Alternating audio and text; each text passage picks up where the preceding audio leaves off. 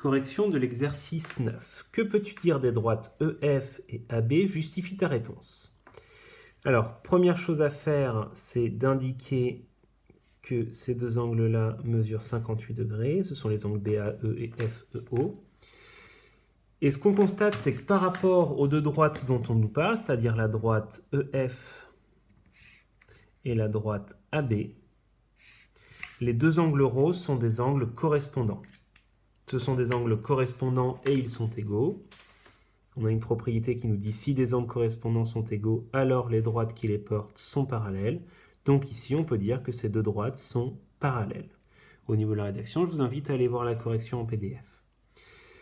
Question B, on sait de plus que la mesure de l'angle FBA, donc celle-ci, est 45 degrés. Déduisant la mesure de l'angle OFE, justifie ta réponse. Alors, l'angle OFE, je vais le colorier en vert, c'est celui-là. On aimerait bien dire que les deux droites vertes sont parallèles, comme ça, si elles sont parallèles, ça veut dire que ces deux angles qui sont correspondants sont de même mesure. Le problème, c'est que c'est marqué nulle part dans l'énoncé que les deux droites vertes sont parallèles. On en a parlé à la question A. Est-ce qu'on a le droit de réutiliser le résultat de la question A pour faire la question B? Eh bien oui, bien sûr. C'est même tout l'avantage des mathématiques, c'est que ce qu'on arrive à montrer à un moment donné, on pourra s'en servir pour la suite.